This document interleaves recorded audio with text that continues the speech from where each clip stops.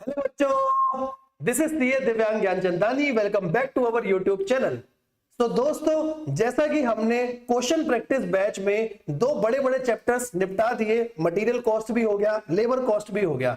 आज मैं आप लोगों के साथ लेकर के आया हूं ओवरहेड्स। ठीक है, आओ कोई टाइम वेस्ट नहीं करेंगे, ओवरहेड स्टार्ट करेंगे। देखो जी, पहला क्वेश्चन डाला आरटीपी मई 18 में भी आया, आरटीपी नवंबर 19 में भी, नवंबर 19 के पेपर में भी आया। क्वेश्चन देखो क्या क्वेश्चन है। ठीक है, क्वेश्चन पढ़ते हैं साथ साथ चलेंगे, समझना। PQR manufactures a small scale enterprises produces a single product and has adopted a policy to recover the production overheads of the factory by adopting a single blanket rate based on machine hours। मतलब अभी तक आप जो overhead को recover कर रहे थे बेटा, कैसे कर रहे हो? मशीन आवर्स के बेसिस पे कर रहे हो।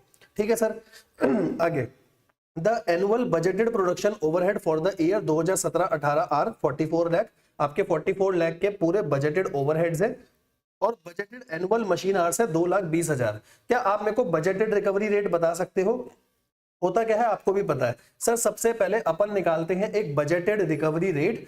बजटेड रिकवरी रेट को एक्चुअल मशीन आवर्स के बेसिस पर आप रिकवरी करते हो और लास्ट में जो खर्चा होता है दोनों को कंपेयर करते हो, ये चेक करने के लिए कि ओवर रिकवरी हुई है या अंडर रिकवरी हुई है। सही बात है ना? बिल्कुल यहां तक तो कोई दिक्कत है, कोई परेशानी तो नहीं है ना? नहीं सर, कोई दिक्कत कोई परेशानी नहीं है। ठीक है, लेकिन for a period of first 6 month, पहले 6 मंथ का आपको डाटा दे रखा है। ठीक है, देखते हैं क्या डाटा है। और फॉलोइंग इन्फॉर्मेशन, एक्चुअल में प्रोडक्शन ओवरहेड इतने हुए। सबसे पहले आप यहां से मुझे बजटेड रेट बता दो। सर 44 लाख का खर्चा सोचा था, 2,20,000 घंटे सोचे थे, तो बजटेड रेट क्या आ जाएगा?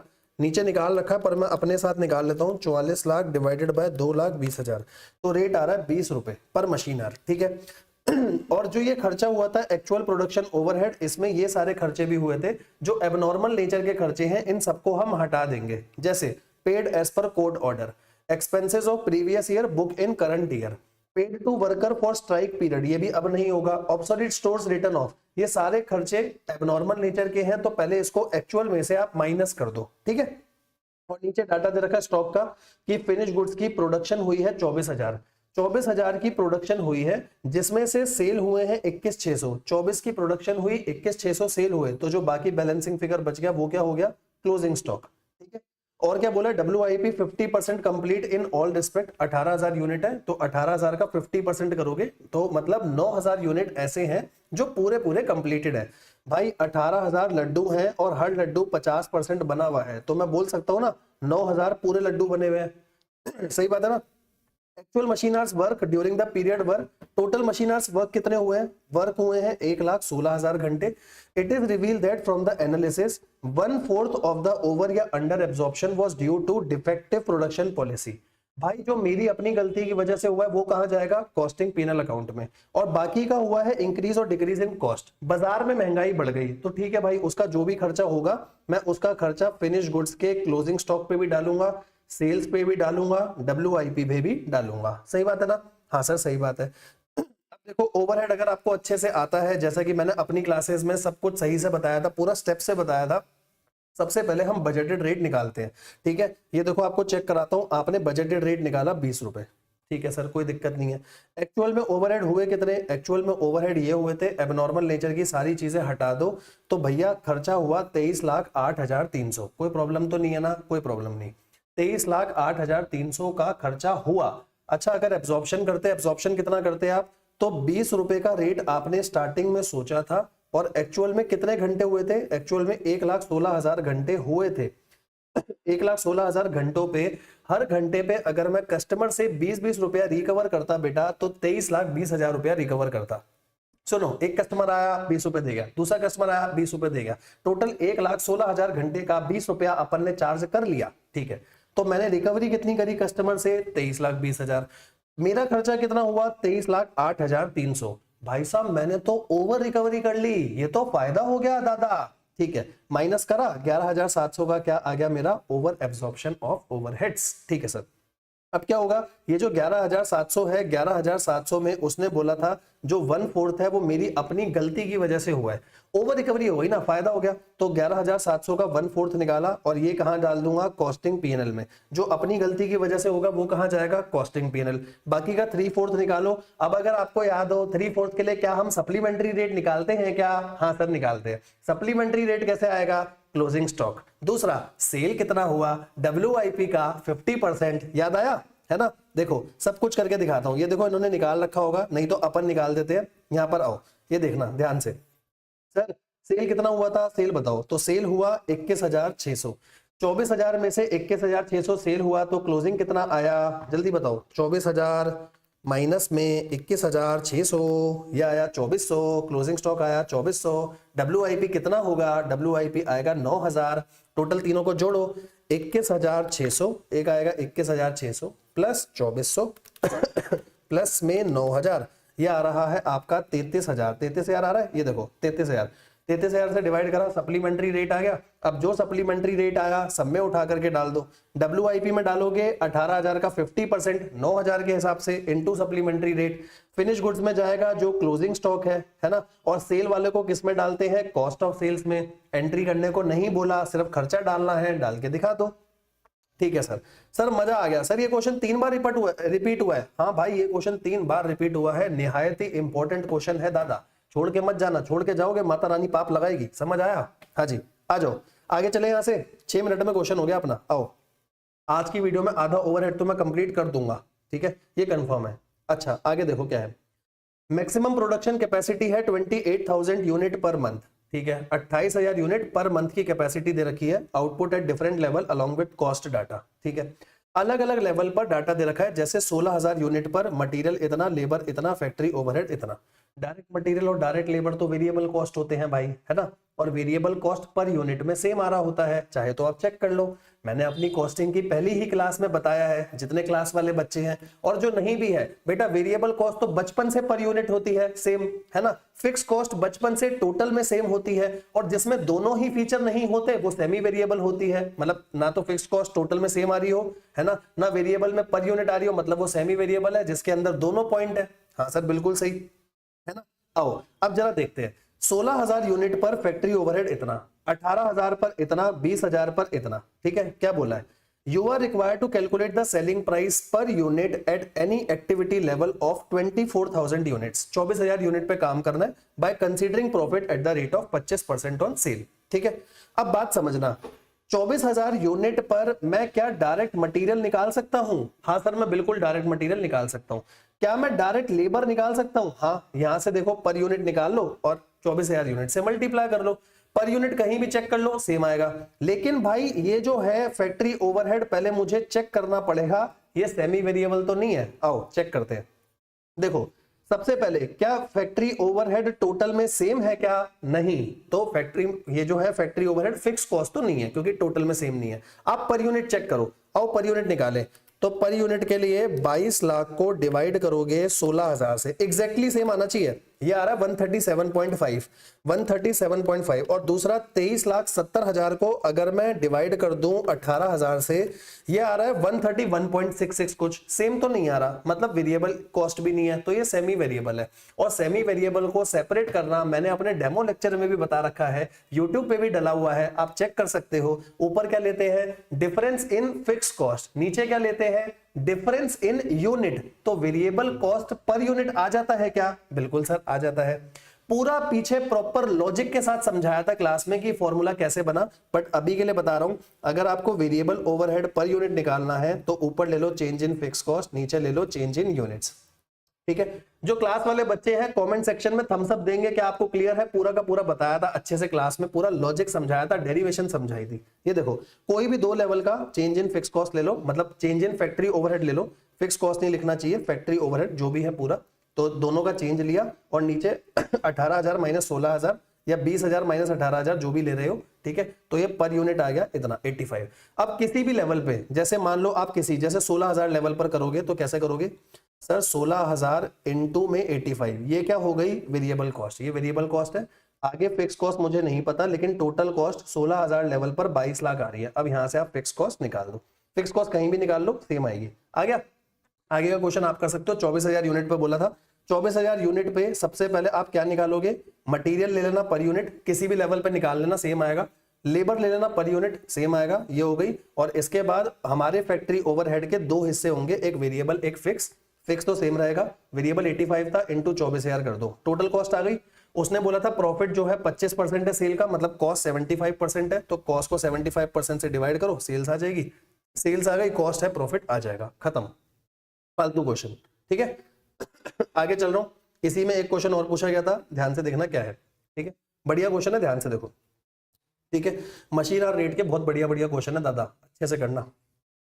अब machine shop cost centre contain 3 machine, भाई ध्यान से एक एक वर्ड इंपॉर्टेंट है, 3 मशीन है इक्वल कैपेसिटी की। ठीक है sir, to operate these 3 machine 9 operators are require, 3 machine को चलाने के लिए 9 लड़के चाहिए दादा, मतलब हर एक पे 3 ऑपरेटर रहेंगे।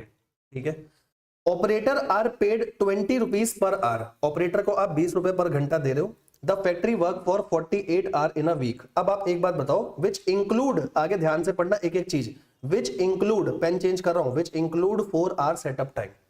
सर फैक्ट्री चलती है 48 घंटे, एक हफ्ते में 48 घंटे, जिसमें से 4 घंटे का सेटअप टाइम है। तुम मुझे एक बात बताओ, लड़का खड़ा है आकर के 48 घंटे, 48 आवर्स लड़का आकर के खड़ा है, क्या लड़के को 48 आवर्स के पैसा दोगे क्या? बिल्कुल। मशीन कितना चली इफेक्टिवली? सर चली 48 - 4। मैं देखूंगा आगे कि सेटअप टाइम प्रोडक्टिव है या नहीं, अगर प्रोडक्टिव नहीं है तो जो इफेक्टिव आवर्स आएंगे वो 48 - 4 आएंगे, मतलब जो मैं मशीन आवर रेट में नीचे डिनोमिनेटर में यूज करता हूं वो 44 आएंगे, लेकिन ऑपरेटर को जो पेमेंट होगी वो 48 आवर्स के हिसाब से होगी दादा। बिल्कुल ठीक, ठीक है सर। देखो, work is jointly done by operator, the operator are paid fully for 48 hours. मैं तो ऐसे ही बोले जा रहा था, लिखा हुआ ये साफ साफ, क्वेश्चन को बोलो थैंक यू। ठीक है, आगे देखो क्या लिखा है, in addition they are paid a bonus of 10% of productive time. दादा प्रोडक्टिव टाइम का बोनस देना है, देखते हैं सेटअप प्रोडक्टिव है या नहीं है। ठीक है, प्रोडक्टिव टाइम वैसे क्या आएगा 48 - 4। ठीक है, cost are reported for this company on the basis of 13 4 weekly period, 13 4 weekly period का डाटा आपको दे रखा है। ठीक है, 4 हफ्तों का ऐसे 13। ठीक है, 13 4 वीकली पीरियड। ठीक है, तो 4 वीकली के हिसाब से 13 दे रखा है। Company for the purpose of computing, मतलब ये ना एक तरीके से आप ऐसे बोल सकते हो, एक क्वार्टरली डाटा, जैसे क्वार्टर में 13 हफ्ते होते हैं ना, वैसे लिखा हुआ है। ठीक है, company for the purpose of computing machine hour rate include the direct wages of operator and also recoup the factory overhead allocated to the machine. ठीक है, following detail of factory overhead applicable to cost center are available. Depreciation 10% per annum है, कोई दिक्कत नहीं है, original cost दे रखी है। Maintenance repair पर वीक दे रखा है आपको, पर मशीन, एक मशीन का एक हफ्ते का डाटा दे रखा है। कंज्यूमेबल स्टोर भी ऐसे दिया हुआ है। पावर में लिखा हुआ है 20 यूनिट पर आवर पर machine eight the rate of 80 पैसा। अपॉर्शनमेंट टू कॉस्ट सेंटर, ध्यान रखना पूरे कॉस्ट सेंटर में 3 मशीन थी आपके पास। ठीक है, रेंट कितना है भाई? रेंट है 5400।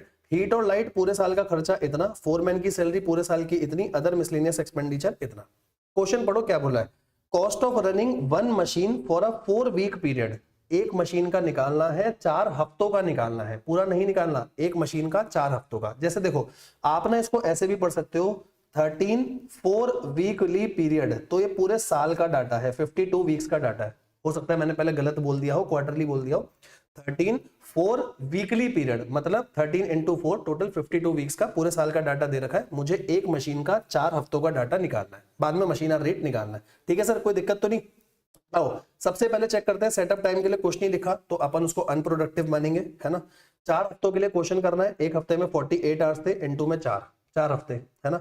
और 4 घंटे का सेटअप टाइम था अनप्रोडक्टिव, 4 वीक्स के साथ माइनस करोगे, ये आ गए इफेक्टिव आवर्स। ये वो घंटे आ गए जो आप सारे खर्चों के बाद में डिवाइड करते हो ना, वो दे रखा है आपको। ठीक है सर, ठीक है। अब पहले पर एनम जो खर्चा है सारा ले लो, पहले पर एनम निकाल लो। देखो पर एनम कितना है सर, रेंट है, हीट और light, foreman salary, other miscellaneous, ये सब दे रखा है, ये खर्चा आया।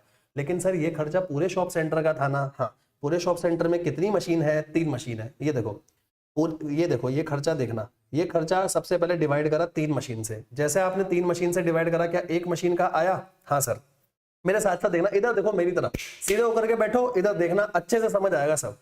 सबसे पहले पूरे साल का खर्चा लिया, डिवाइड बाय 3 मशीन करा, क्या एक मशीन का आ गया? हाँ, एक मशीन का पूरे साल का आया ना? हाँ सर। मुझे कितना चाहिए? 4 हफ्तों का। क्या करोगे, ये जो भी आया, जैसे देखो करके बताऊं, 46080 यही है ना? हाँ, डिवाइडेड बाय 3 मशीन, ये आ रहा है 15360, ये एक मशीन का आया।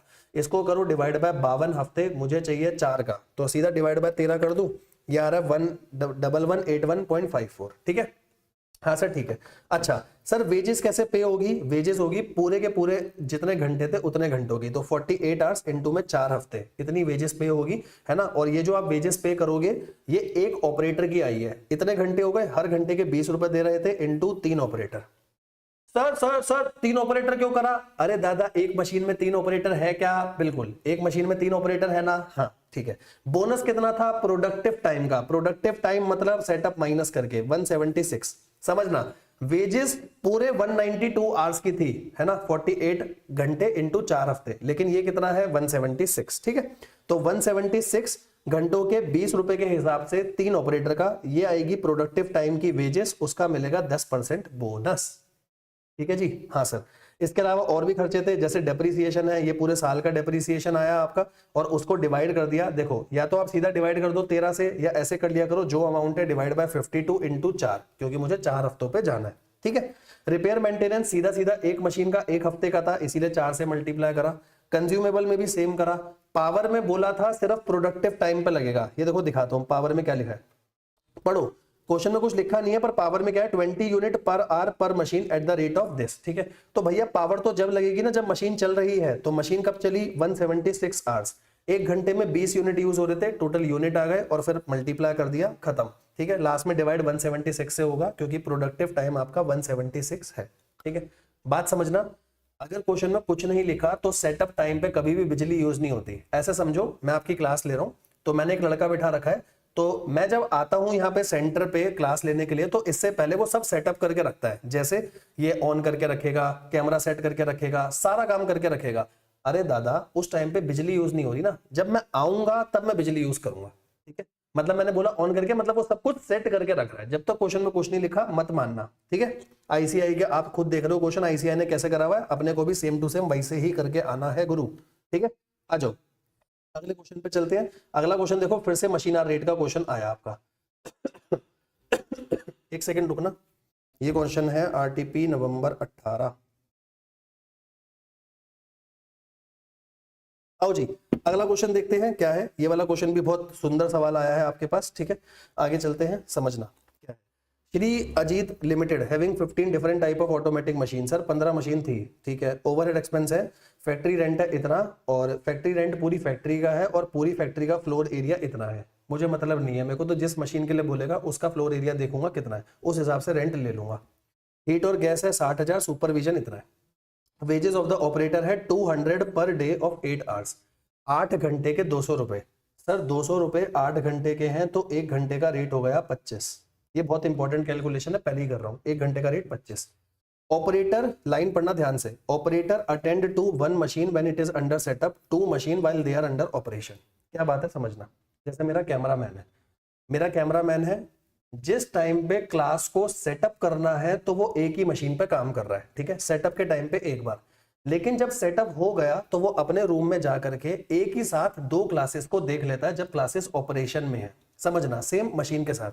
जब बेटा मशीन सेटअप में है तो ऑपरेटर का पूरा 1 घंटा एक मशीन पर लग रहा है, तो 1 घंटे का रेट पूरा लोगे, जैसे 25 रुपए 1 घंटे का रेट पूरा लोगे। लेकिन जब ऑपरेशन में है, जब काम चलते जा रहा है, तो एक ही ऑपरेटर 2 मशीन को देख रहा है, तो जो एक ऑपरेटर को 25 रुपया मिल रहा है वो 2 मशीन का है 12.5 12.5। समझ आया? देखो पहले यही समझा देता हूं, नीचे देखो।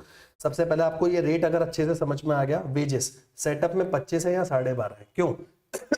जिस टाइम पे सेटअप हो रहा है ऑपरेटर का 1 घंटा एक मशीन पे जा रहा है, 1 घंटे का ऑपरेटर का रेट था 25 रुपया, तो पूरा जाएगा। ठीक है, लेकिन जब एक बार ऑपरेशन में आप आ गए हो तो ऑपरेशन में एक ही घंटे में वो 2 मशीन को देख रहा है। कितनी? 2 मशीन को। क्वेश्चन में लिखा है 1 घंटे के मिल रहे हैं 25, तो क्या दोनों पे बटेंगे? हाँ, 12.5 12.5, 25 दूनी 50 मत कर देना, लॉजिक समझो, क्लियर हो जाएगा। ठीक है, आओ जी, ये सबसे इंपॉर्टेंट पॉइंट था इसका। In respect of machine B, देखो अब वो एक मशीन की बात कर रहा है, one of the above, total 15 थी, मुझे मतलब नहीं है, फालतू है, 15 में से एक मेरे काम की है। ठीक है, cost of machine 180, life of machine 10 साल, scrap value at the end 10,000। Depreciation आप खुद निकाल लोगे, मैं नहीं निकाल रहा। एनुअल एक्सपेंस है, तो एनुअल एक्सपेंस अलग से 12,000 दे रखा है। Estimated operation time 3600, setup time 400। ध्यान से पढ़ो, कहीं नहीं लिखा इंक्लूड है, तो 3600 अलग है, 400 अलग है, टोटल कितने घंटे हो गए? 4000 घंटे। ध्यान रखना दादा, टोटल घंटे 4000। कहीं नहीं लिखा कि 3600 में 400 इंक्लूडेड है, ऊपर लिखा हुआ था पिछले क्वेश्चन में 3600 अलग 400 अलग।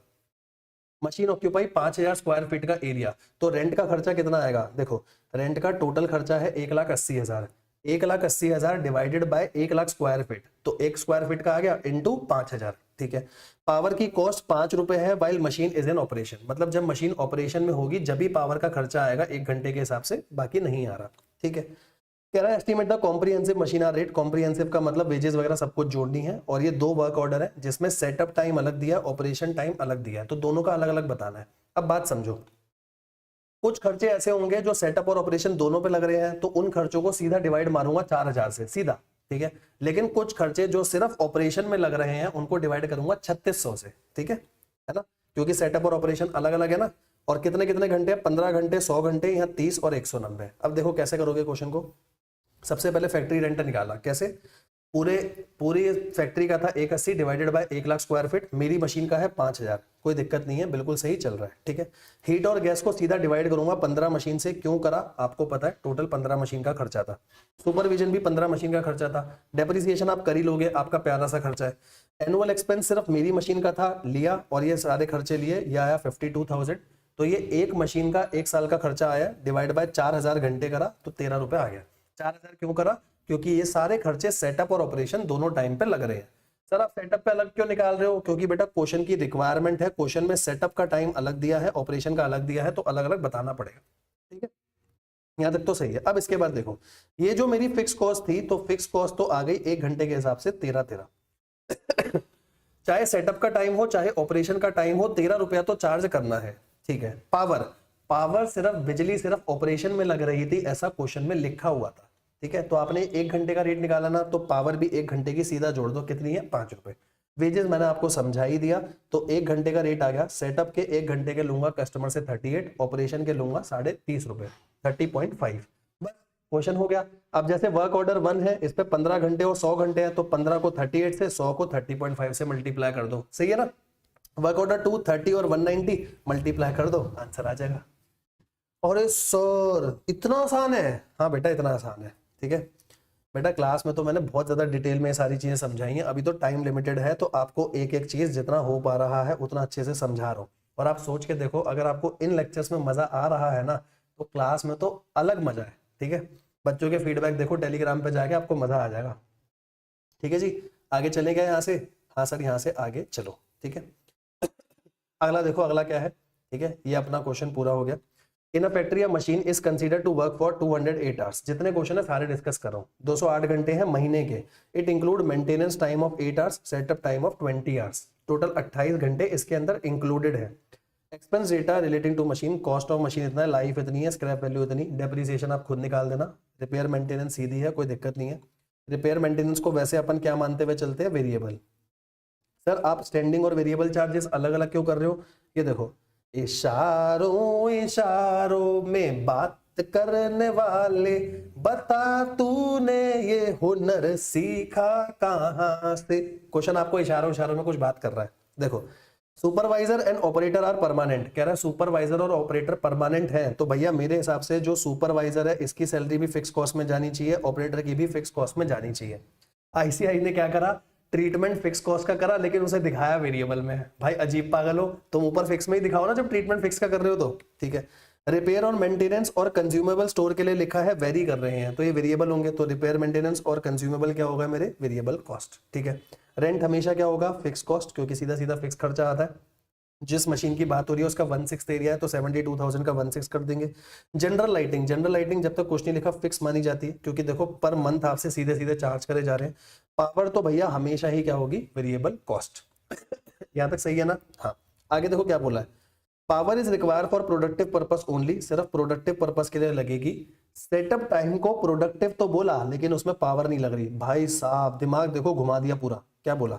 ध्यान से, पावर लगेगी प्रोडक्टिव पर्पस के लिए। ठीक है, कह रहा है सेटअप टाइम प्रोडक्टिव है। पहले बताओ तो प्रोडक्टिव कितना हो गया? प्रोडक्टिव सर एक महीने में 208 घंटे, इसमें से सिर्फ मेंटेनेंस के घंटे हटाओ, मतलब 200 घंटे प्रोडक्टिव है, क्योंकि कह रहा है सेटअप को प्रोडक्टिव मानना है। सर 200 घंटे प्रोडक्टिव हैं, बट इन 200 में से 180 घंटे पे बिजली लगती है, जो 20 घंटे सेटअप के हैं उस पे बिजली नहीं लगती। जब आप डिवाइड करोगे तब तो 200 घंटे पूरे लोगे क्योंकि प्रोडक्टिव 200 है, ठीक है। बट पावर के टाइम पे 180 घंटों के हिसाब से खर्चा निकालना, क्योंकि बिजली सिर्फ 180 घंटों पर लग रही है, ठीक है। कह रहा 2 टायर मशीनरी निकालना है, सेटअप टाइम का अलग, रनिंग टाइम का अलग, ठीक है सर। अब देखो क्या करा, तो जितने भी फिक्स कॉस्ट है, फिक्स कॉस्ट को अपन डिवाइड करेंगे 200 घंटों से। क्यों डिवाइड करेंगे 200 घंटों से, बात समझना, ठीक है। क्योंकि प्रोडक्टिव से डिवाइड करोगे तो प्रोडक्टिव तो टोटल तो 200 थे ना, उसमें सेटअप भी इंक्लूडेड था, ठीक है। पर जितने भी वेरिएबल कॉस्ट होते हैं, वेरिएबल कॉस्ट वर्किंग के हिसाब से चलती है, प्रोडक्टिव के वर्किंग के हिसाब से। अरे भैया मशीन में, अब समझना, मशीन में कहा तो जा रहा है प्रोडक्टिव 200 घंटे है, पर इसमें से मशीन चली तो बस 180 घंटे ना, 20 घंटे तो सेटअप के थे ना। मशीन तो नहीं चली, लेकिन वो खर्चों को आपने प्रोडक्टिव जरूर माना था। मशीन नहीं चली है, खर्चों को प्रोडक्टिव माना था बस, ठीक है। तो फिक्स कॉस्ट में पूरे 200, बाकी वेरिएबल कॉस्ट में कितने लोगे 180। अब ये देखो आपको दिखाता हूं, सुपरवाइजर की सैलरी फिक्स कॉस्ट थी, ठीक है, जितनी थी 3 मशीन से डिवाइड करा था। क्यों 3 मशीन से, क्योंकि एक सुपरवाइजर 3 मशीन को देख रहा था। ये देखो आपको दिखा देता हूं, लिखा हुआ भी है कॉमन टू 3 मशीन। तो आपने एक मशीन का निकाला और डिवाइड करा 200 से, ठीक है। रेंट भी ऐसे ही करा, पहले 12 महीनों का था, 12 से डिवाइड करा क्योंकि पूरे साल का था, 12 से डिवाइड करा ताकि एक का आ जाए, और 1/6 एरिया दे रखा था, डिवाइड करा 200 से। जनरल लाइटिंग में भी सेम करा क्योंकि फिक्स कॉस्ट है, ठीक है। अब आप एक बात देखो भैया, जो ये था आपका, इसमें भी तो 1-2 खर्चे ऐसे थे ना जो फिक्स थे, जैसे डेप्रीसिएशन है, भाई डेप्रीसिएशन यहाँ पर फिक्स कॉस्ट है। देखो इन्होंने 200 से ही डिवाइड करा, तो इसको ऊपर दिखा देना, पागलों की तरह नीचे दिखा दिया, ऊपर ही दिखा देना चाहिए था। वेजेस में भी हमने पढ़ा फिक्स कॉस्ट है, क्योंकि उसने बोला था परमानेंट है, तो देखो इसको भी 200 से डिवाइड करा हुआ है, ठीक है। अच्छा बाकी ये तीनों नीचे के क्या होंगे, इन तीनों को क्या बोलोगे, ये क्या है वेरिएबल कॉस्ट, क्योंकि ये भी ऑपरेशन के हिसाब से चलेगा, ये भी ऑपरेशन के हिसाब से चलेगा, और पावर तो वैसे ही ऑपरेशन के हिसाब से है, इसलिए इनको किससे डिवाइड करा 180 घंटों से, ठीक है जी। कोई दिक्कत तो नहीं है ना, कोई दिक्कत नहीं है, ठीक है। लास्ट में आपका रेट आ जाएगा। अब रेट कैसे आएगा देखो, अगर इस रेट में आपको और अच्छे से बताऊं, पहले स्टैंडिंग चार्जेस देखो, तो ये देखो ये भी फिक्स थे, ये तो फिक्स है ना। क्या डेप्रीसिएशन को भी मैंने बोला फिक्स ले लो, हाँ मैंने वेजेस को भी बोला फिक्स, क्योंकि क्वेश्चन में लिखा था वेजेस जो है वो परमानेंट है, इसलिए फिक्स, ठीक है ना। तो ये देखो इसके हिसाब से 20 और 20 40 और 12.5, सेटअप के आ गया 1 घंटे का कितना 52.5, ठीक है। रनिंग में कैसे लोगे, 20 तो आएगा ही आएगा, ठीक है, ये फिक्स भी आएगा 20, ठीक है। और बाकी ये तीनों कौन से हैं, ये तीनों है वेरिएबल, ठीक है। ये तो फिर से फिक्स है ही, और सारे खर्चे जोड़ के आंसर आ जाएगा, ठीक है। वेरिएबल खाली वो होंगे जो ऑपरेशन में भी चले हैं, सेटअप में खाली फिक्स खर्चे आएंगे, बात समझ रहे हो ना। वेरिएबल वो होते हैं जो मशीन के वर्किंग के हिसाब से चल रहे हैं, तो जब तक मशीन चल रही है तो फिक्स और वेरिएबल दोनों आएगा, बट सेटअप के टाइम पे सिर्फ फिक्स खर्चा आएगा। तो इन्होंने 2 आइटम को लिखा वेरिएबल में है, पर ट्रीटमेंट फिक्स वाला करा है, तो मैं आपको बोलूंगा फिक्स में ही दिखा दो उनको, ठीक है। क्वेश्चन बहुत अच्छा है, छोड़ के मत जाना।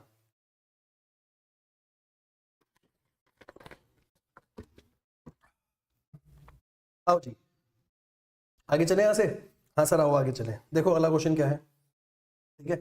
प्रीलिमिनरी एक्सपेंसेस दे रखे हैं, बात समझना क्या क्या है, एक एक चीज उठाते हैं। और ये देखो नीचे बेसिस भी दे रखे हैं आपको, ये क्वेश्चन भी भाई बहुत तगड़ा क्वेश्चन है, मजेदार क्वेश्चन है। देखो क्या, डेप्रीसिएशन कुछ करना ही नहीं है, सीधा सीधा बटा हुआ है, खत्म करो। स्पेयर पार्ट्स सीधा सीधा बटा हुआ है।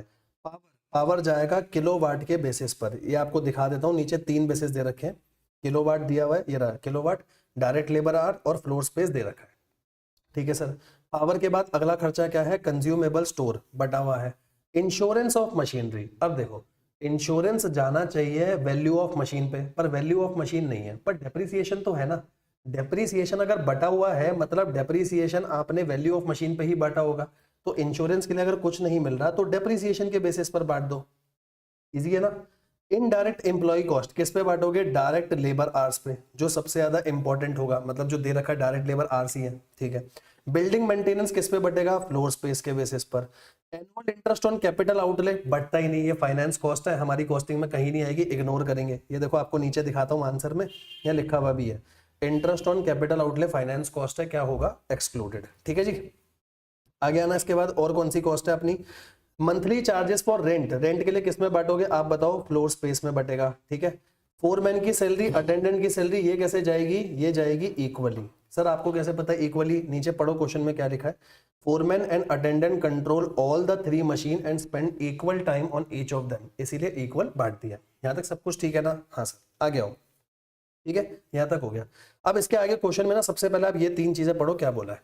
कह रहा है स्पेयर पार्ट्स के प्राइस बढ़ गए 15% से, ठीक है, लेकिन स्पेयर पार्ट की कंजम्पशन बढ़ गई बी और सी की 25% से। तो जो स्पेयर पार्ट पहले बढ़ा हुआ था, पहले सबके प्राइस को बढ़ाना 15% से, ठीक है, लेकिन सिर्फ बी और सी की मैं कंजम्पशन भी बढ़ाऊंगा 25% से, ठीक है। यहां बच्चे गलती करते हैं, कंज्यूमेबल को मत बढ़ाना, कंजम्पशन ऑफ स्पेयर पार्ट्स लिखा है तो स्पेयर पार्ट की कंजम्पशन को बढ़ाऊंगा। देखो वर्किंग नोट दिखाता हूं एक बार।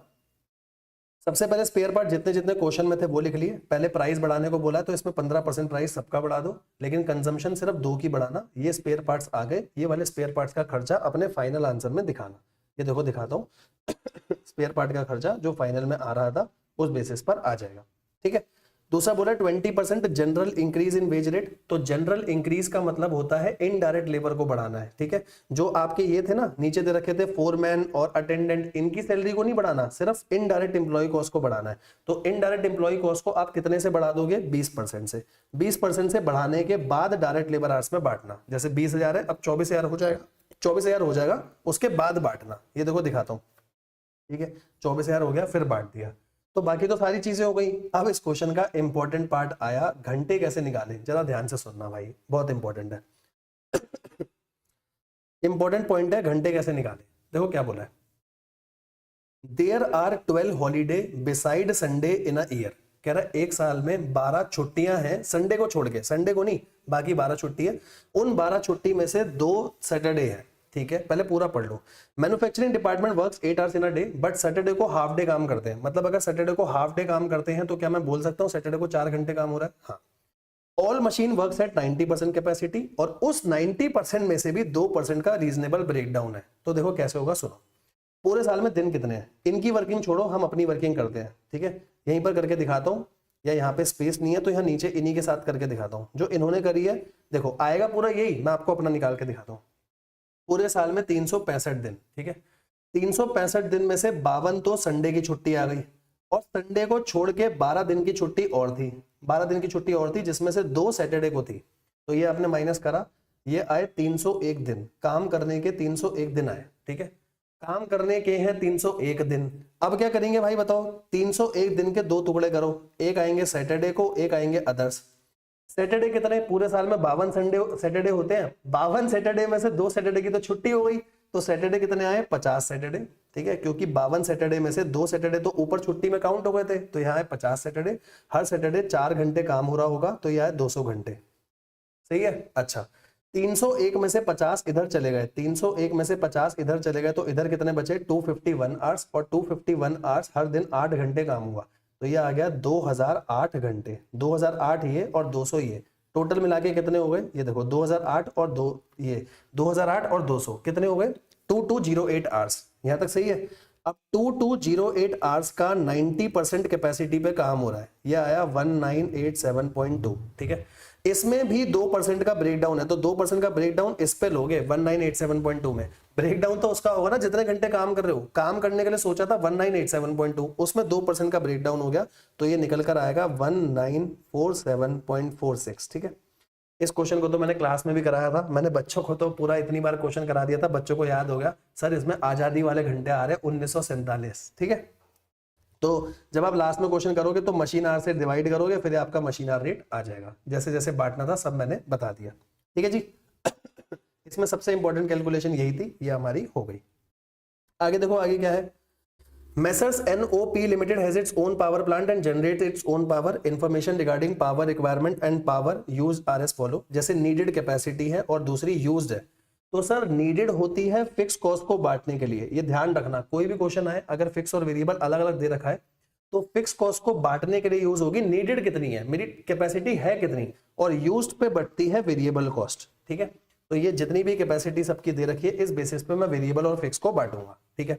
During the quarter ending cost है टोटल 12.60, जिसमें से 4.20 फिक्स है। अगर 4.20 फिक्स है तो वेरिएबल कितनी होगी, ये देखो 12.6 टोटल है, जिसमें से 4.2 मेरी फिक्स है।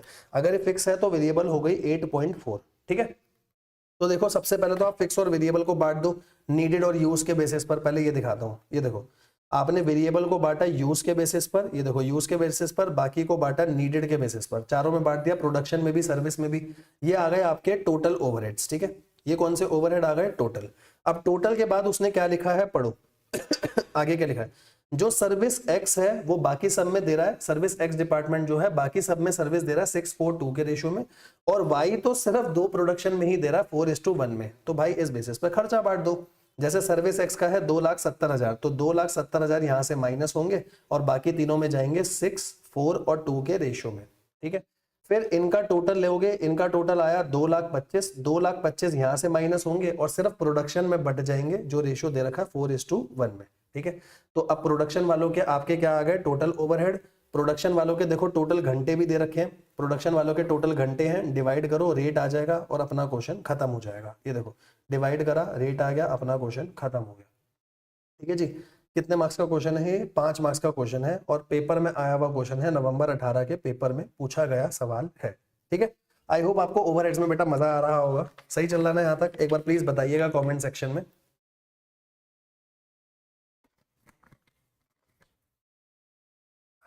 आगे चले यहां से, ठीक है। बाकी तो आप क्वेश्चन कर ही लोगे, जितने मेन पॉइंट आएंगे बेटा सारे के सारे डिस्कस करूंगा। आओ अगला क्वेश्चन देखना, इसके बाद क्या है? यूनियन लिमिटेड, ठीक है। यूनियन लिमिटेड देखो 35 मिनट में हमने बहुत अच्छे से क्वेश्चन डिस्कस कर लिए। The following account balance and distribution of direct charges allocated overheads, आपको एलोकेट करके दे रखे हैं। जैसे इनडायरेक्ट लेबर है, सीधा बटा हुआ है, मेंटेनेंस है, ये सारे खर्चे बटे हुए हैं। तो जो खर्चे बटे हुए हैं वो तो कोई दिक्कत ही नहीं है। आगे देखो पावर का खर्चा, नीचे इन बेसिस के हिसाब से बताना पावर का खर्चा किस पे जाएगा? HPR, क्योंकि HPR से रिलेटेड है।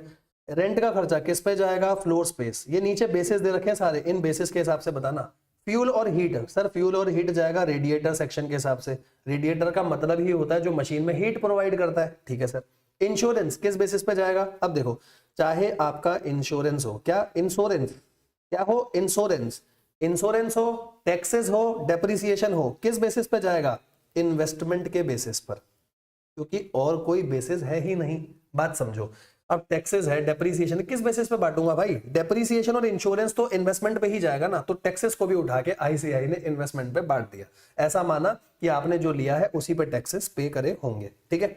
सबके नीचे हर डिपार्टमेंट के दे रखे, जैसे मशीन का, पैकिंग का, जनरल का, स्टोर का, सब बेसिस पे उठा करके बांट दो। यहां तक तो कोई प्रॉब्लम वाली बात है ही नहीं। आगे पढ़ना, आगे क्वेश्चन अच्छा है, ठीक है। आपने देखो सारे खर्चे बांट दिए और सारे खर्चे बांटने के बाद ये आ गया।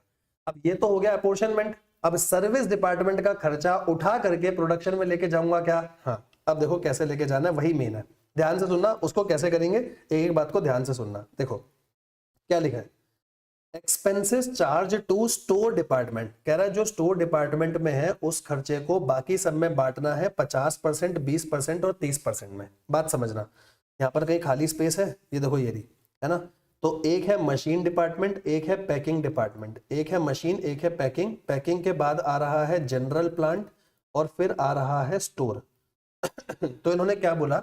जो स्टोर डिपार्टमेंट है वो अपना खर्चा कैसे बांटेगा समझना। जो स्टोर डिपार्टमेंट है बेटा वो देगा 50%, 20% और यहाँ देगा 30%। अपने आप को तो कुछ नहीं देगा, सही बात है ना? हाँ, तो ये सर्विस डिपार्टमेंट तो खत्म हो गया। और जो दूसरा है जनरल प्लांट, जनरल प्लांट कैसे देगा बात समझो। जनरल प्लांट के लिए क्या बोला है? जनरल प्लांट देगा on the basis of number of employ. अब सोचो क्या जनरल प्लांट अपने आप को कुछ देगा क्या? नहीं, तो जनरल प्लांट बाकी सबको देगा। तो बाकी सबके नंबर ऑफ एम्प्लॉय लेना खाली, ये बहुत इंपॉर्टेंट है, उसके मत लेना, बाकी सबके। तो देखो जनरल प्लांट देगा बाकी सबके नंबर ऑफ एम्प्लॉय के रेशियो में। बाकी है 20, 12 और 8, ये 4 मत लेना। जनरल प्लांट अपने आप को कुछ नहीं बांटेगा, तो बाकियों को बांटेगा 20, 12, 8 के रेशियो में। 20, 12, 8 के रेशियो में। मतलब मशीन वाले को कितना देगा? इसको देगा 20/40। 40 कहां से आया? इन सबको ऐड करके 40 आया। दूसरा क्या आएगा? इस पे कितना जाएगा? 12/40। खुद को कुछ नहीं देगा, यहां आएगा 8/40, ठीक है। यहां तक तो सही है ना सब कुछ? हाँ। अब देखो उसने क्या बोला है आपको, कह रहा है ओवरहेड डिस्ट्रीब्यूशन शीट बना दो, तो ये तो ठीक है, बेसिस आपको सारे के सारे पता ही है। दूसरा बोला साइमल्टेनियस इक्वेशन के बेसिस पर करना। साइमल्टेनियस इक्वेशन के बेसिस पे कैसे होगा सुनो।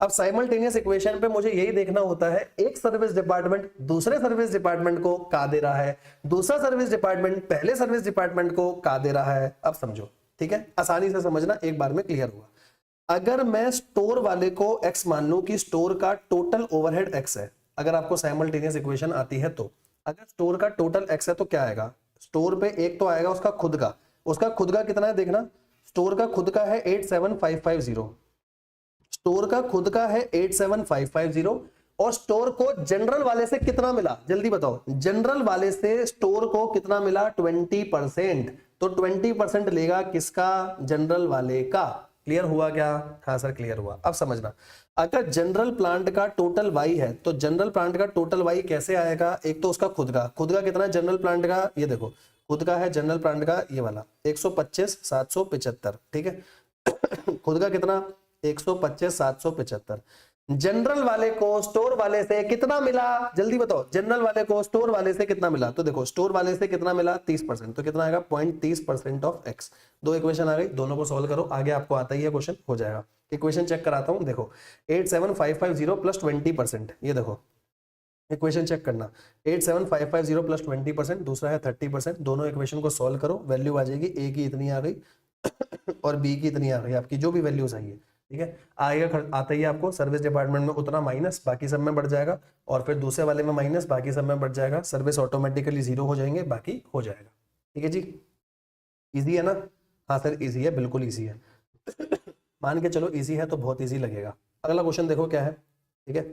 From the detail furnish below you are required to compute a comprehensive machine hour rate, क्या बोला है, ओरिजिनल ये तो डेप्रिसिएशन है, छोड़ो फालतू है, 200 घंटे हैं लेकिन आप कर रहे हो 75% कैपेसिटी पे काम, मतलब 150 घंटे मशीन चल रही है, मशीन 150 घंटे चल रही है, पर ध्यान रखना मशीन मैन हो या हेल्पर हो इनको पूरे 200 घंटों की पेमेंट होगी, ये बात ध्यान रखना, ठीक है। और उन्हें पैसे कैसे मिल रहे हैं, 400 पर डे ऑफ 8 आवर्स, तो 400 को 8 से डिवाइड करो, इसका 1 घंटे का रेट आया 50, 275 को 8 से डिवाइड करो, 1 घंटे का रेट आ जाएगा, इनको पूरे 200 घंटों की पेमेंट होगी। बात समझना, मशीन 150 घंटे चली है, वर्कर तो पूरा खड़ा था ना, तो वर्कर 200 घंटे की पेमेंट लेके जाएगा इंपॉर्टेंट पॉइंट है, ठीक है।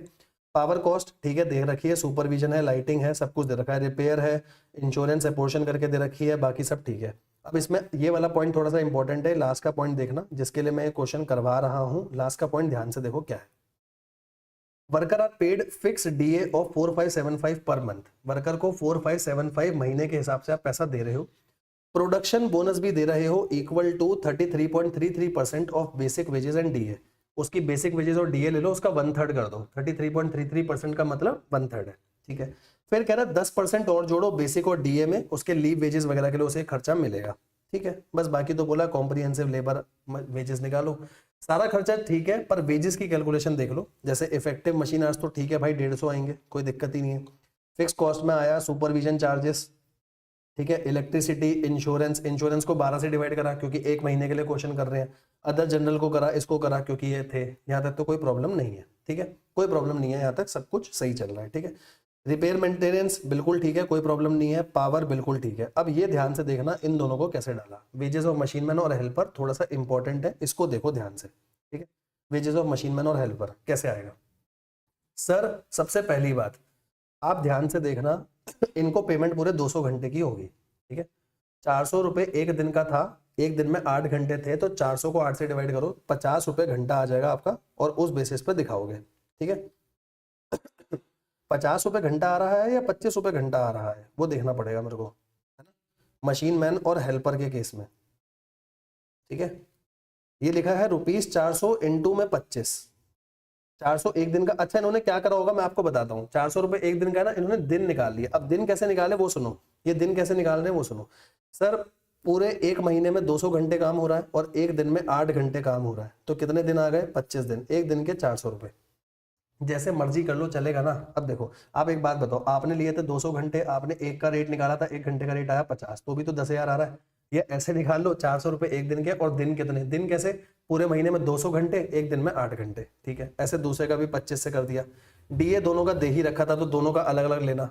अब उसने बोला बेसिक और डीए को जोड़ लो, क्योंकि इसके बेसिस पर आपका प्रोडक्शन बोनस कितना है, इसका 1/3, और लीव वेजेस है इसका 10%, निकाल लो, ये टोटल हो गया। अब समझना ये टोटल तो हो गया, लेकिन मेरे को इसको मशीन आर रेट पर डालना है, तो मशीन के घंटे 150 हैं, ध्यान रखना। वेजेस निकालते हुए आपने हर जगह 200 लिया, ये देखो वेजेस निकालते हुए आपने हर जगह 200 लिया, पर इसको जब मैं मशीन के ऊपर लेके जाऊंगा तो 150 पे लेके जाऊंगा, क्योंकि मशीन के मैं 150 घंटे के हिसाब से पैसे ले रहा हूं, तो इसको 150 से डिवाइड करना ध्यान रखना। चेक करके दिखाऊं, ये देखो आप ले लो 20,890, 20,890 को डिवाइड कर दो 150 से, 139.27, ठीक है। ऐसे ही दूसरा वाला भी, ये ध्यान रखना, ऊपर 200 आएगा लेकिन मशीन पे लेके जाके उसको 150 से लेकर के जाओगे, ठीक है। देखो अगला क्वेश्चन, इसमें भी सेमी वेरिएबल ओवरहेड जैसा ही है, बट ये क्वेश्चन क्यों करा रहा हूं, थोड़ा सा अच्छा है और आगे भी काफी पेपर में रिपीट हुआ है क्वेश्चन। समझना क्या है, देखो Madhu limited has calculated pre determine overhead rate, 22 रुपए का बजटेड रेट आपने निकाल रखा है, बजटेड रेट है 22 रुपए, ठीक है।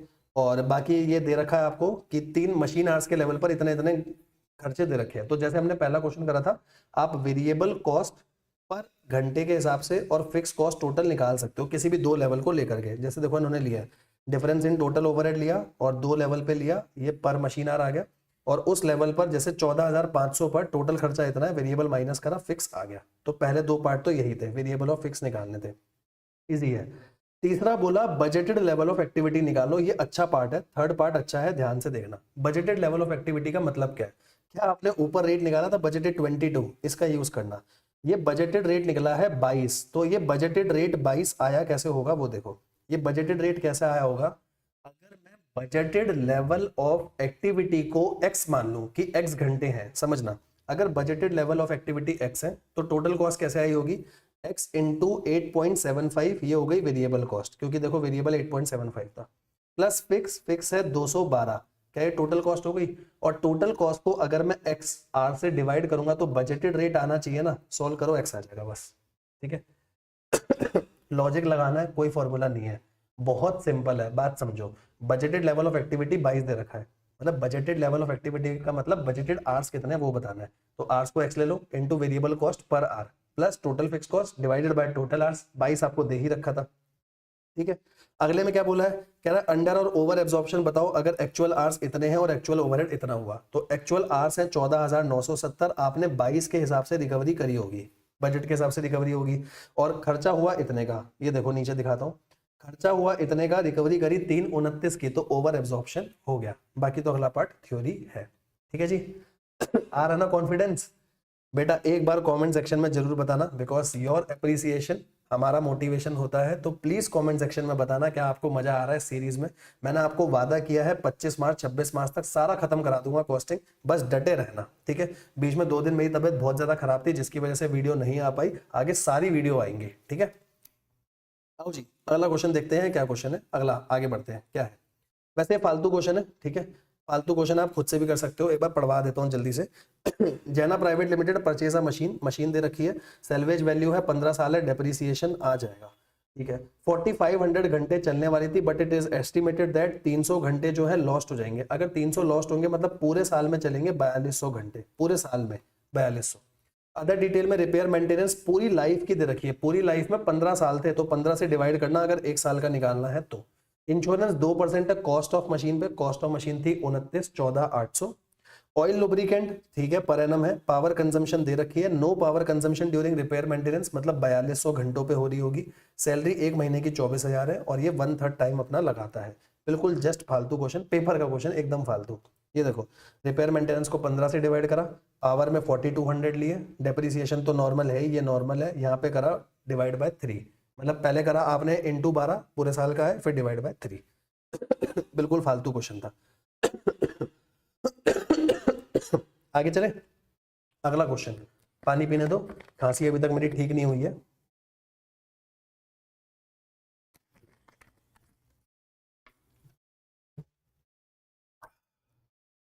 आओ जी अगला क्वेश्चन।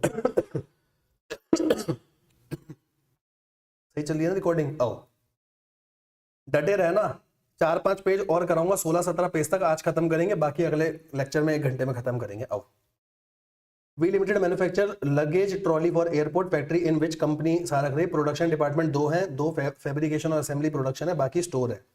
मतलब ये कौन से सर्विस डिपार्टमेंट है, स्टोर और मेंटेनेंस। एलोकेटेड ओवरहेड, सबकी एलोकेटेड ओवरहेड दे रखी है, तो सबसे पहले उठा करके क्या करोगे आप, एलोकेटेड ओवरहेड सबका डाल दो। ये देखो नीचे दिखाता हूँ, यहाँ से क्वेश्चन चालू हो रहा है, एलोकेटेड ओवरहेड जितना जितना जिसका था डाल दिया। अब उसके बाद दे रखी है डायरेक्ट कॉस्ट। यहाँ आईसीआई की ना एक असम्पशन है बेटा, ध्यान रखना। अदर ओवरहेड्स पे अभी आ रहा हूँ, पहले डायरेक्ट कॉस्ट देखो। सिर्फ और सिर्फ प्रोडक्शन डिपार्टमेंट की डायरेक्ट कॉस्ट दे रखी है, ठीक है, प्रोडक्शन डिपार्टमेंट की डायरेक्ट कॉस्ट दे रखी है। हमने क्लास में भी ये पढ़ा हुआ है, ध्यान से सुनना, इस पॉइंट को ध्यान से सुनना। जैसे मान लो 2 प्रोडक्शन डिपार्टमेंट है, 2 सर्विस डिपार्टमेंट है। अगर सबकी डायरेक्ट कॉस्ट दे रखी होती है, अगर सबकी डायरेक्ट कॉस्ट मतलब डायरेक्ट मटेरियल, डायरेक्ट लेबर दिया होता है, तो मैंने आपको बोला था इनका मत लेना क्योंकि इनकी डायरेक्ट कॉस्ट है, बट इनका लेना क्योंकि सर्विस डिपार्टमेंट की कोई भी कॉस्ट होती है, चाहे वो डायरेक्ट ही क्यों ना हो, हमारे लिए वो ओवरहेड है, तो हम लेते हैं, ठीक है। बट बात समझना, आईसीआई की एक असम्पशन है, अगर सिर्फ और सिर्फ डायरेक्ट कॉस्ट प्रोडक्शन वालों की दे रखी है और इनकी दे ही नहीं रखी, तो ये उठा करके ले लेना। बात सुनो, करना क्या है आपको वो सुनो। करना क्या है, आपके पास 2 प्रोडक्शन डिपार्टमेंट है और 2 सर्विस डिपार्टमेंट है। अगर आपको डायरेक्ट कॉस्ट सिर्फ इन दोनों की दे रखी है, इनकी दी ही नहीं है, मैंने डैश डाला है, इन दोनों की दे रखी है, तो उठा करके ले लो, ठीक है। लेकिन अगर आपको डायरेक्ट कॉस्ट सबकी दे रखी है, तो प्रोडक्शन वालों की मत लेना, सिर्फ सर्विस वालों की लेना। सबकी दे रखी है तो सिर्फ सर्विस वालों की लो, लेकिन सिर्फ प्रोडक्शन वालों की दे रखी है तो लेनी नहीं चाहिए, बट आईसीआई ले रहा है। लेनी नहीं चाहिए बट आईसीआई ले रहा है। ये देखो दिखाता हूं, ये फैब्रिकेशन डिपार्टमेंट की डायरेक्ट कॉस्ट है, ये इसकी डायरेक्ट कॉस्ट है। ये देखो नीचे ले रखी है, दिखाता हूँ। ये देखो यहाँ ले रखी है, इसको खाली छोड़ा है क्योंकि इसकी दे ही नहीं रखी। वैसे कायदे से नहीं लेनी चाहिए थी, बट ले रखी है, कोई दिक्कत नहीं है, ठीक है। बाकी बेसिस आप बता दो, जैसे फैक्ट्री रेंट है, ये जाएगा स्पेस के बेसिस पर, है ना। आपको देखो नीचे बेसिस दिखा देता हूँ पहले, ये बेसिस आपको दे रखे हैं, जैसे फ्लोर स्पेस, और ये value of plant, number of store requisition, maintenance, number of employ, machine hour, labour hour, ये सारे दे रखे हैं, ठीक है, ठीक है। ये स्पेस के बेसिस पर जाएगा। फैक्ट्री बिल्डिंग का खर्चा, ये भी स्पेस के बेसिस पर जाएगा। प्लांट मशीनरी का इंश्योरेंस या डेप्रिसिएशन कुछ भी होगा, वैल्यू के बेसिस पर जाएगा, नीचे वैल्यू दे रखी है। कैंटीन के ऊपर कोई भी खर्चा होगा, एम्प्लॉय के बेसिस पर जाएगा। सारा का सारा क्वेश्चन यहाँ पर आपका हो जाता है, ठीक है। अब नीचे क्या बोला है, कह रहा है सारे के सारे खर्चे बांट दो, लेकिन बोला है स्टेप मेथड लगाना। अब स्टेप मेथड कैसे लगाओगे? आपके 2 सर्विस डिपार्टमेंट है, एक है स्टोर, एक मेंटेनेंस, ठीक है। तो स्टोर के लिए उठाओ स्टोर रिक्विजिशन, ये देखो स्टोर रिक्विजिशन दे रखा है, इसका भी 2 का दे रखा है स्टोर रिक्विजिशन, और मेंटेनेंस 3 डिपार्टमेंट का दे रखा है। तो स्टेप मेथड में पहले मेंटेनेंस का खर्चा बांटो क्योंकि वो बाकी तीनों को सर्विस दे रहा है, ठीक है।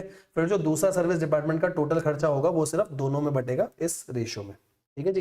ये देखो आपको दिखाता हूँ, आपने सारा खर्चा डाल दिया, ये सारा खर्चा आ गया। उसके बाद पहले मेंटेनेंस का खर्चा हटा के बाकी तीनों में डालना क्योंकि ये बाकी तीनों में सर्विस दे रहा है। फिर इसका जो टोटल आएगा वो सिर्फ बाकी 2 में जाएगा क्योंकि वो सिर्फ बाकी 2 को सर्विस दे रहा है। इससे आपके सर्विस डिपार्टमेंट 0 हो जाएंगे, प्रोडक्शन डिपार्टमेंट में खर्चा आ जाएगा, ठीक है। अब इसको डिवाइड किससे करें, क्योंकि मेरे को मशीन आर और लेबर आर दोनों दे रखे हैं, ये देखो दोनों दे रखे हैं। तो पहले वाले प्रोडक्शन डिपार्टमेंट में अगर आप देखोगे तो मशीन आर्स डोमिनेटिंग है ना, और दूसरे वाले में देखोगे तो लेबर आर डोमिनेटिंग है। तो पहले वाले में मशीन आर लेना, दूसरे वाले में लेबर आर्स लेना।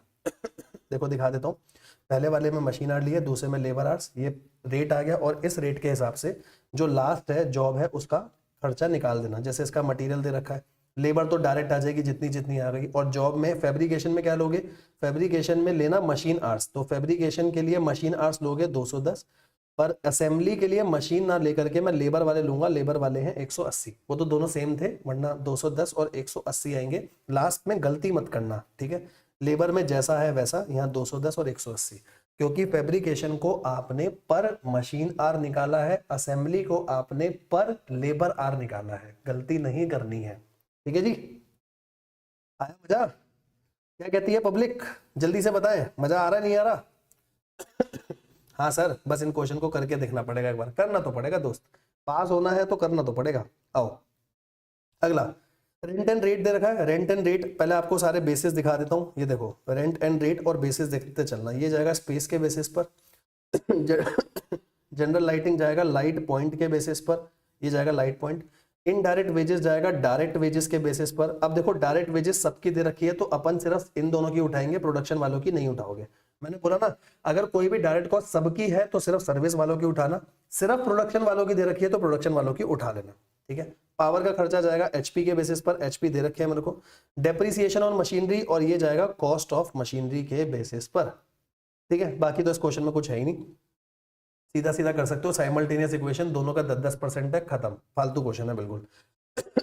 हमने तो अलग अलग परसेंट वाला करा, यहाँ तो कुछ है ही नहीं। जैसे सर्विस डिपार्टमेंट 1 को x मान लो, x का टोटल खर्चा जो आ रहा है वो साथ में 10% ऑफ y हो जाएगा।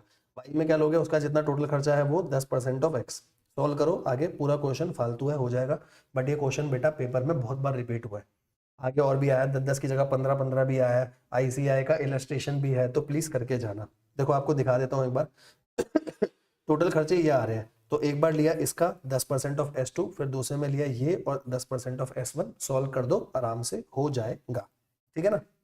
अब देखो ऐसे में टाइम लगाने का कोई मतलब नहीं है ना, क्योंकि ये बिल्कुल नॉर्मल नॉर्मल से क्वेश्चन है, तो ये आप खुद से कर सकते हो, ठीक है। जैन 21 के पेपर में थोड़ा सा बढ़िया सवाल आया, एक बार ध्यान से देखना, जैन 21 के पेपर का बढ़िया, ठीक है। अपन जुलाई 21 तक ही करेंगे, या जुलाई 21 के पहले तक बताता हूँ जितना होगा। 16-17 पेज तक का मैं टारगेट लेके आया था, तो 15 पे तो आ ही चुका हूँ। देखो चलो पहले आपको ये बताया तो और कितने क्वेश्चन होंगे। तो ये जो जुलाई 21 वाला क्वेश्चन है, बस मैं ये लास्ट क्वेश्चन नहीं, जुलाई 21 का सारा जुलाई 21 के पेपर से पहले पहले तक का सारा करा के जाऊंगा। ये एमटीपी भी करेंगे, यहाँ तक करेंगे, ठीक है। जुलाई 21 का पेपर अगली क्लास में डिस्कस करूंगा, लेकिन उससे ऊपर तक का सारा करा के जाऊंगा, ठीक है। ज्यादा कुछ नहीं है, 2-4 क्वेश्चन है, देख लो एक बार, 2-3 क्वेश्चन ही है। देखो पानी पी लेता हूँ, फिर कराता हूँ लास्ट, 10 मिनट होल्ड करना, हो जाएगा आपका। बेटा मैं भी तो खास रहा हूँ ना, मैं भी तो कर रहा हूँ, तो आप लोग तो कर ही सकते हो।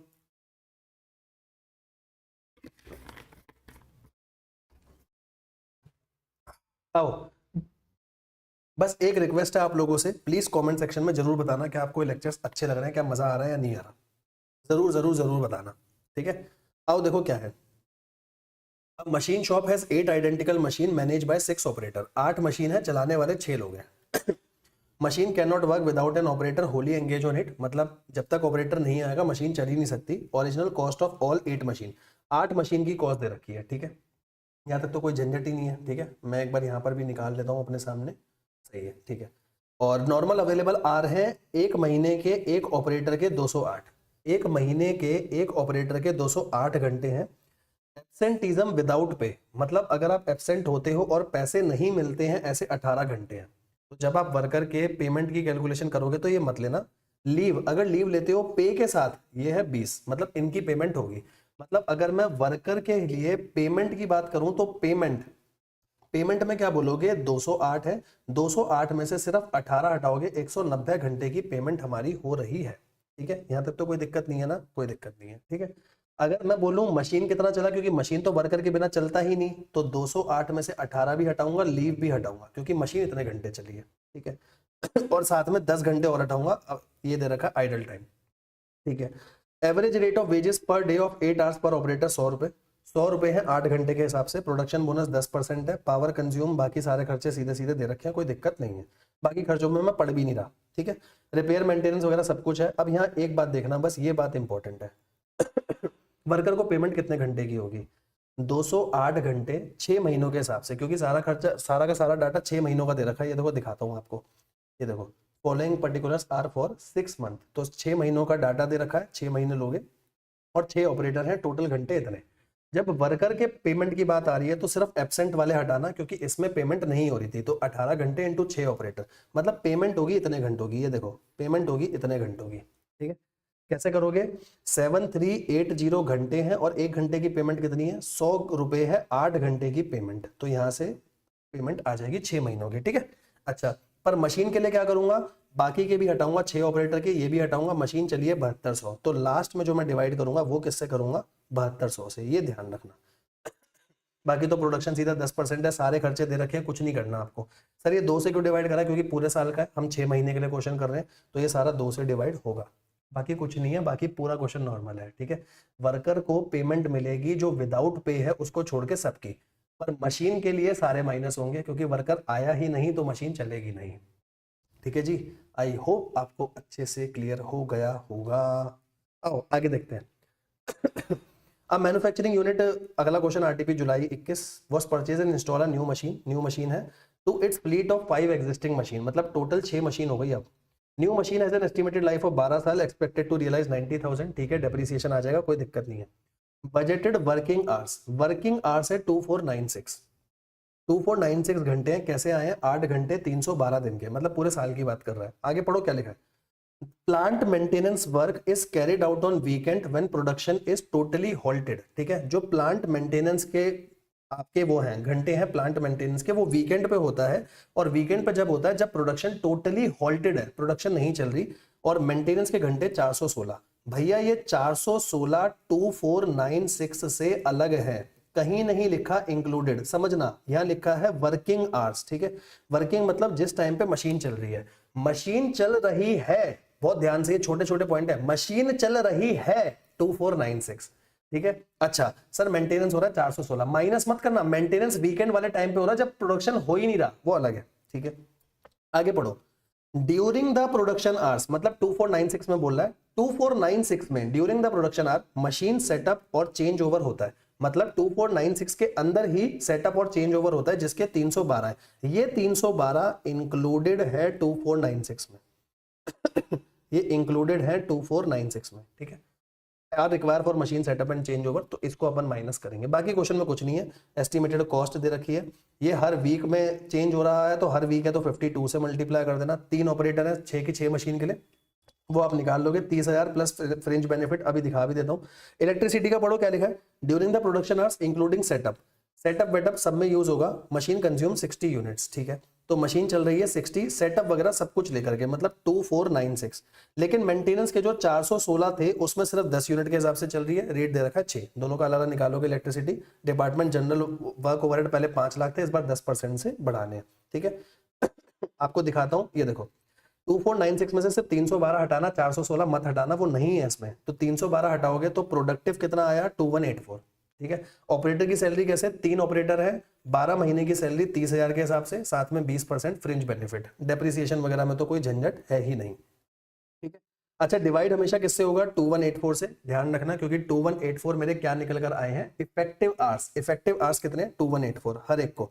इलेक्ट्रिसिटी कैसे लोगे, 2496 की अलग, क्योंकि सेटअप के साथ सब कुछ मिला करके 1 घंटे में 60 यूनिट यूज हो रहे थे, हर यूनिट का रेट, और रिपेयर मेंटेनेंस के 416 घंटे थे, बाकी तो आगे सीधा सीधा है ही। जो कंपोनेंट रिप्लेसमेंट कॉस्ट थी 52 वीक्स के हिसाब से सॉल्व हो जाएगी, मेंटेनेंस की कॉस्ट थी दे ही रखी थी ऊपर, सीधा सीधा उठा करके लिख दी बाकी कोई दिक्कत नहीं है, हमेशा जो डिवाइड होगा वो इफेक्टिव से होगा 2184 से, ठीक है जी। हाँ सर ठीक है, लास्ट क्वेश्चन बचा है, लास्ट क्वेश्चन है क्लास का, तो थोड़ा ध्यान से कमर कस लो, सीधे होकर के बैठ जाओ, लास्ट क्वेश्चन है, छोड़ के नहीं जाना, संभालो खुद को, यू कैन डू इट। आओ लास्ट में क्या करेंगे, आ जाओ देखते हैं लास्ट क्वेश्चन, आज की क्लास का last. Following particular refer to a process used in the treatment of material subsequently incorporated in a component. Original cost है 1 लाख रुपए, एस्टिमेटेड लाइफ 10 साल, स्क्रैप वैल्यू दे रखी है, कोई दिक्कत नहीं है।